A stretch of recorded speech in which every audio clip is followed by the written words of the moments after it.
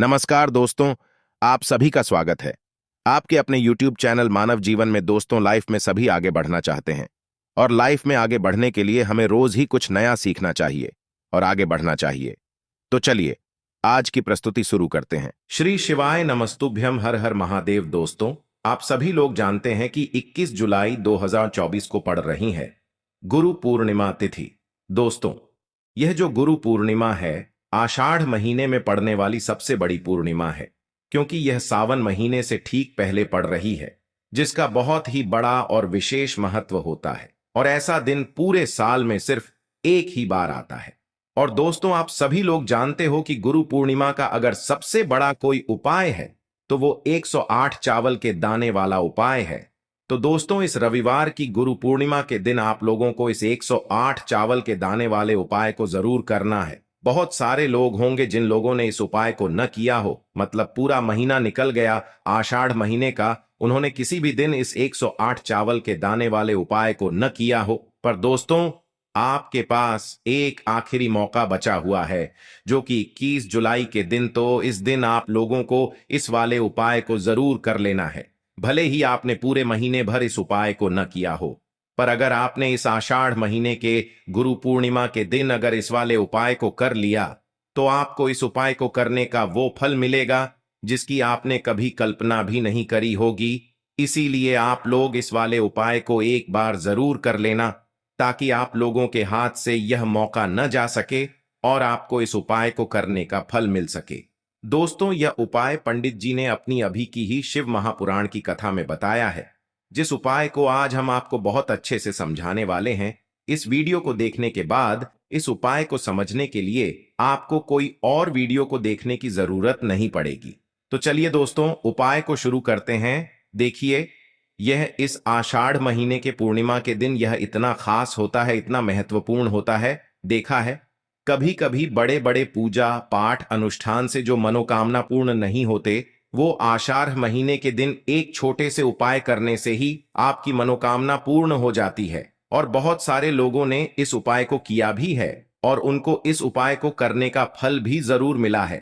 अगर आप लोग भी इस उपाय को करना चाहते हैं तो आप इस उपाय को पहले अच्छे से समझ लेना, सुन लेना, उसके बाद करना। आपको इस उपाय का फल जरूर मिलेगा।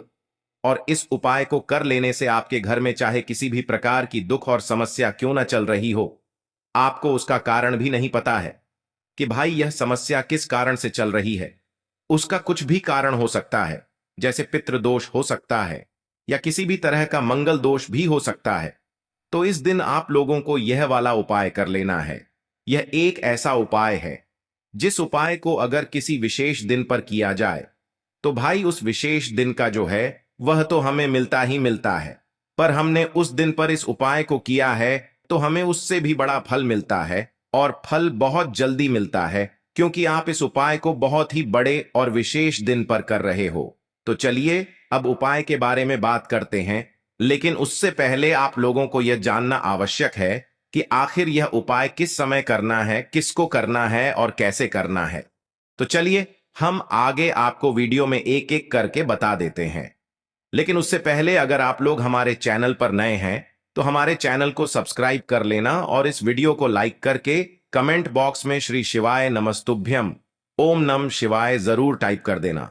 तो दोस्तों, इस 108 चावल के दाने वाले उपाय को हमें इस गुरु पूर्णिमा के दिन कैसे करना है, किसको करना है, किस समय करना है और कहां पर करना है, ये सारे सवालों के जवाब आपको इस वीडियो में मिल जाएंगे। और जो ये वीडियो देखेगा भाई, उसको 108 चावल के दाने वाला उपाय जरूर करना चाहिए, क्योंकि इस दिन एक चावल के दाने का भी बहुत ही बड़ा और विशेष महत्व होता है। और जब बात आ जाए 108 चावल के दाने की, तो ये सोने पे सुहागा वाली बात हो जाती है और ये एक बहुत ही बड़ा उपाय हो जाता है इस रविवार गुरु पूर्णिमा का। तो अब दोस्तों, इस 108 चावल के दाने वाले उपाय को आखिर करना किसको है, सबसे पहले हम लोग वो बात जान लेते हैं। तो देखो, घर की जो बड़ी माताएं बहनें होती हैं, उन माताओं बहनों में से कोई भी एक बड़ी माता बहन इस वाले उपाय को कर सकती है। और दोस्तों, अगर आप चाहें तो अपने घर में से सभी सदस्यों को भी इस उपाय को करवा सकते हैं। अगर किसी व्यक्ति की खुद की कोई मनोकामना है खुद की कोई दुख और परेशानी है जो कि वह अपने लिए ही करना चाहता है, इस वाले उपाय को तो वह खुद अपने लिए भी कर सकता है। बाकी अगर कोई घर में से ऐसा है जो कि अपने पूरे घर परिवार की सुख और शांति के लिए ये वाला उपाय करना चाहता है, तो भाई वह भी कर सकता है। उसमें भी कोई दिक्कत वाली बात नहीं है। कहने का मतलब यह है कि इस उपाय को हर एक सदस्य भी कर सकता है और पूरे घर परिवार के सदस्य के लिए घर की बड़ी माताओं बहनों में से कोई एक माता बहन भी कर सकती है। माताएं बहनें अगर घर में उपस्थित न हो या वो यह वाला उपाय न कर पा रही हो, तो फिर घर का कोई बड्ढा सदस्य भी इस 108 चावल के दाने वाले उपाय को कर सकता है, चाहे फिर वह पुरुष ही क्यों ना हो। उसमें कोई भी दिक्कत वाली बात नहीं है। अब दोस्तों, इस 108 चावल के दाने वाले उपाय को हमें करना कहां पर है? हमें इसे शिव जी के मंदिर में जाकर करना है। बहुत सारे लोग प्रश्न करते हैं, हर एक उपाय को करते समय क्या हम इस उपाय को घर पर कर सकते हैं? तो इस वाले उपाय को आप घर पर नहीं कर सकते हो। इस वाले उपाय को करने के लिए आपको शिव जी के मंदिर ही जाना पड़ेगा। उसके बाद में दोस्तों, जो अगला प्रश्न निकल कर आता है वो यह आता है इस उपाय को लेकर कि आखिर इस उपाय को हमें किस समय करना है, सुबह के समय करना है कि शाम के समय करना है? तो देखो, इस वाले उपाय को आप लोग सुबह के समय भी कर सकते हो और शाम के समय प्रदोष काल में भी कर सकते हो। अब अगर आप पूछो कि भाई सबसे उत्तम समय कौन सा रहेगा इस 108 चावल के दाने वाले उपाय को करने का, तो हम आपसे बस यही कहेंगे कि इस उपाय को आप सुबह के समय करेंगे तो ज्यादा बेहतर होगा। बाकी अगर प्रदोष काल शाम के समय भी करेंगे तो भी अच्छा होगा, उसमें कोई भी दिक्कत वाली बात नहीं है। तो अब दोस्तों, जो अगली सबसे बड़ी और महत्वपूर्ण बात आती है वो यह आती है कि सुबह अगर हम उपाय को करेंगे तो हमें कितने बजे से लेकर कितने बजे तक के बीच में करना है, और शाम के समय प्रदोष काल में करेंगे तो हमें कितने बजे से लेकर कितने बजे के बीच में करना है।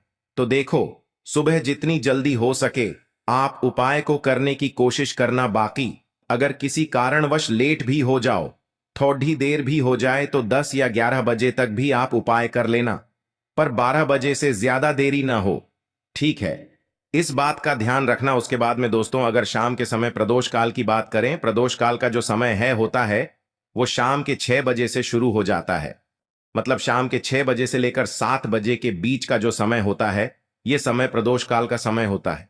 पर अभी जो मौसम चल रहा है, इस मौसम में जो है शाम बहुत देरी से होती है, तो आप इस उपाय को 7 या 8 बजे के बीच में भी कर सकते हो। मतलब शाम के 6 बजे से रात 8 बजे के बीच में आप कभी भी इस वाले उपाय को कर सकते हो, उसमें कोई भी दिक्कत वाली बात नहीं है। अब दोस्तों, यहां पर इस उपाय को लेकर एक और सबसे बड़ी बात यह निकल कर आती है कि इस 108 चावल के दानों को हमें लेना कहां से होता है, और हमें इस उपाय को करने के साथ में क्या और कुछ भी सामग्री ऐसी होती है जो शिव जी के मंदिर लेकर जानी पड़ती है। तो देखो, यहां पर हम आपको बता दें, सबसे पहले आप लोग यह जान लो कि यह जो 108 चावल के दाने वाला उपाय है, सिर्फ और सिर्फ आप उपाय की सामग्री लेकर कभी भी शिव जी के मंदिर मत जाना, क्योंकि हमें भगवान के सामने यह नहीं दर्शाना है कि अगर हम भगवान शिव जी के मंदिर आए हैं तो अपने फायदे के लिए आए हैं। तो इसलिए जो भी पूजन सामग्री है, उपाय सामग्री है, 108 चावल के दाने, इसके साथ में आपको पूजन सामग्री भी जरूर लेकर जाना है। देखो, अगर सुबह के समय उपाय कर रहे हो तो सीधी सी बात है, 1 लोटा जल तो आप लेकर जाओगे ही जाओगे। वही 1 लोटा जल अगर मिट्टी का जल हो तो बहुत अच्छा रहेगा। मिट्टी का जल कैसे बनाया जाता है, इसके लिए हमने पहले से बहुत सारी वीडियोस बना दी है। आपके पास इस दिन एक आखिरी मौका रहेगा मिट्टी का जल शिव जी पर चढ़ाने का और उपाय को करने का। बहुत बड़ा आपको इस दिन फल मिलेगा। तो इसलिए इस दिन हो सके तो भाई मिट्टी का जल चढ़ाना, तो अपने साथ में कम से कम 1 लोटा जल तो आपको लेकर जाना ही जाना है। अगर मिट्टी का जल नहीं है तो घर का जल भी आप इस्तेमाल कर सकते हो। इसके अलावा जो भी पूजन सामग्री है, देखो 108 चावल के दाने ये अलग आपके रहेंगे और जो आपकी पूजन सामग्री रहेगी वो अलग रहेगी। पूजन सामग्री में आप जो भी चीज लेकर जाना चाहे वो लेकर जा सकते हैं, उसमें कोई भी दिक्कत वाली बात नहीं है। वहीं अगर हम बात करें शाम के समय की, तो शाम के समय शिव जी पर जल नहीं चढ़ता है, इसीलिए शाम के समय आप लोग एक दीपक तैयार कर लें जो कि गोलबत्ती का आटे का शुद्ध देसी गाय का घी का होगा, है ना। इस बात का आप लोगों को ध्यान रखना है और इस दीपक को आपको घर से जलाकर नहीं लेकर जाना है, भगवान शिव जी के मंदिर में जाकर ही जलाना है। इस बात का भी आप लोगों को ध्यान रखना है। अब दोस्तों यहां पर हमें इस बात को समझना है कि यह 108 चावल के दाने हमें लेना कहां से है। क्या हमें दुकान से लेकर आना है या हमें अपने घर से लेना है या कहां से लेकर आना है और कौन से चावल लेना है, क्योंकि चावल भी बहुत प्रकार के होते हैं। तो देखो इन सभी सवालों के जवाब आप लोग एक बात में सुन लो कि भाई ये जो उपाय है इस उपाय में आपको ये नहीं देखना है कि भाई कौन से चावल है कौन से चावल नहीं है। बस जो भी चावल ले रहे हो वो चावल का दाना सबूत होना चाहिए, मतलब साबुत होना चाहिए, टूटा हुआ नहीं होना चाहिए, कटा पिटा नहीं होना चाहिए। ये बात आपको ध्यान रखना है। बाकी आपका चावल बासमती हो या सादा चावल हो या कोई सा भी चावल हो, उसमें कोई भी दिक्कत वाली बात नहीं है। तो सीधी सी बात है कि आपके घर के रसोई घर में जहां पर आप भोजन बनाते हो वहां पर जो भी चावल आपके उपस्थित हो उन चावलों में से अपनी एक कटोरी भर लेना या एक मुट्ठी चावल अलग से निकाल कर रख लेना। क्योंकि हम 108 चावल ही यहां पर इस उपाय में लेने वाले हैं तो हमें यह चावल के दाने गिनकर निकालने पड़ डढेंगे। इस बात का आप लोगों को ध्यान रखना है। तो अपने उस चावल की कटोरी में से या चावल में से 108 ऐसे चावल के दाने आप लोग निकाल लो जो कि टूटे हुए ना हो, कटे पिटे ना हो, जिनमें कोई दाग न लगा हुआ हो, है ना। अच्छे साबुत चावल के दाने 108 दाने आप लोग निकाल कर रख लो और इन्हें किसी भी एक कागज की पूड़िया में या किसी एक छोटी सी कटोरी में आप लोग रख लो ताकि यह सुरक्षित रहे, आपके एक भी चावल का दाना इधर उधर ना हो और आपका उपाय भी पूरा अच्छे से हो जाए। तो भाई जैसे ही आपका उपाय की जो सामग्री है 108 चावल के दाने ये तैयार हो जाते हैं, उसके बाद मैं आपको जो भी अपनी पूजन सामग्री है सुबह के समय कर रहे हो तो एक लोटा जल या पूजन सामग्री जो लेकर जाना चाहो उसकी भी तैयारी कर लेना। और शाम के समय जा रहे हो तो भाई अपना जो दीपक है उसे तैयार कर लेना, ठीक है। और उपाय को करते समय शुद्धता का विशेष रूप से ध्यान रखना, ठीक है। सुबह सुबह स्नान करने के बाद ही उपाय को करने की आप लोग तैयारी करना।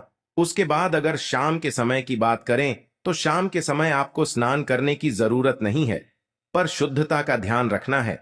आपको स्नान तो नहीं करेंगे, आप हाथ मुंह धोकर भी इस वाले उपाय को शाम के समय प्रदोष काल में कर सकते हैं, इसमें कोई दिक्कत वाली बात नहीं है। तो आप अपने उपाय की पूरी सामग्री तैयार करके आपके पास ही में जो आपका शिव मंदिर हो वहां पर पहुंच जाइए।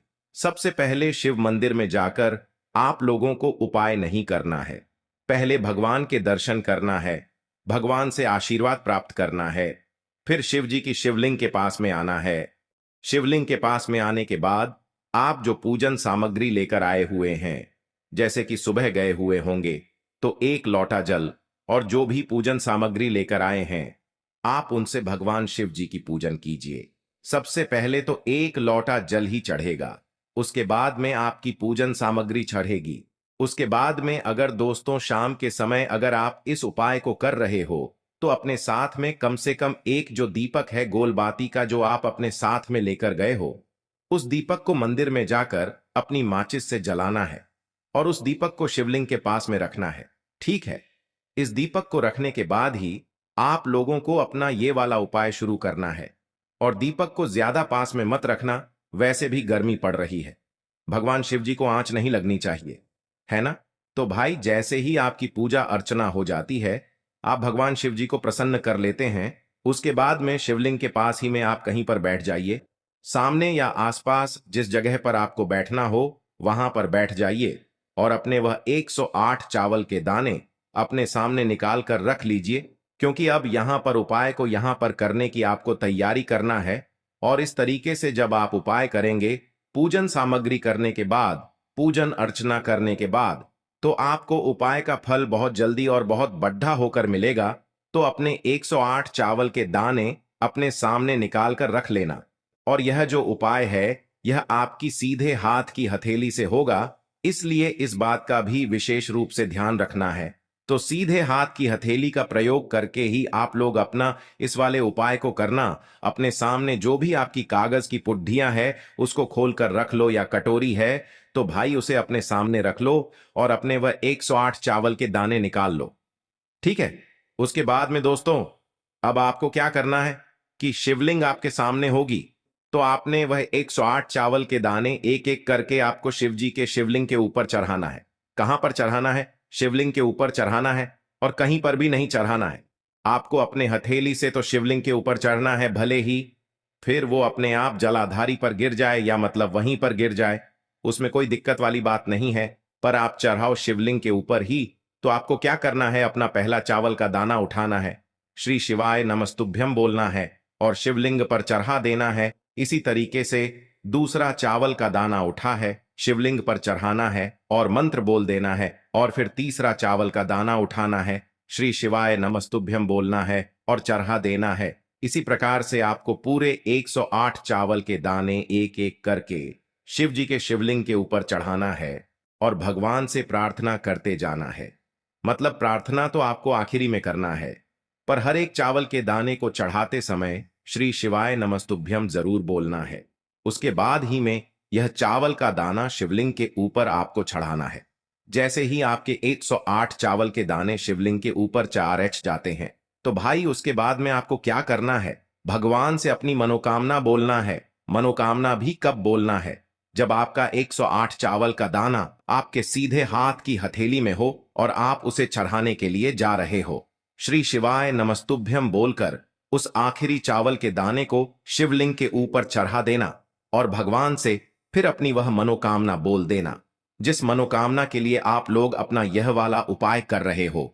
जिस भी दुख और परेशानी के लिए आप लोग अपना यह वाला उपाय कर रहे हो, उसके बाद में जैसे ही आप अपनी मनोकामना बोल देते हो, आपका यह वाला उपाय पूरा हो जाता है। पर दोस्तों, उपाय को करने के बाद आप लोगों को 2 मिनट भगवान शिव जी के मंत्र का जाप जरूर करना है, और मंत्र का जाप करने के बाद भगवान से एक और बार प्रार्थना करना है अपनी मनोकामना के लिए, या अपनी जो भी दुख और परेशानी है उसके लिए। इसके बाद में आप लोग भगवान को देखकर भगवान से प्रार्थना करके उनसे आशीर्वाद लेकर वहां से उठ सकते हैं और अपने घर पर जा सकते हैं। बस दोस्तों, यहां पर यह वाला उपाय पूरा हो जाता है। इस तरीके से जो भी व्यक्ति छोटी छोटी चीजों का ध्यान रखते हुए इस 108 चावल के दाने वाले उपाय को करेगा, निश्चित सी बात है उसे उसकी मनोकामना जल्द ही पूर्ण होगी, और जो भी दुख और परेशानी है वो भी बहुत ही जल्दी दूर होंगे। आज के लिए बस इतना ही इस वीडियो में दी गई जानकारी। अगर आपको अच्छी लगी हो तो प्लीज हमारे चैनल मानव जीवन को सब्सक्राइब करें, लाइक करें, और हमारे वीडियो में अंत तक बने रहने के लिए धन्यवाद।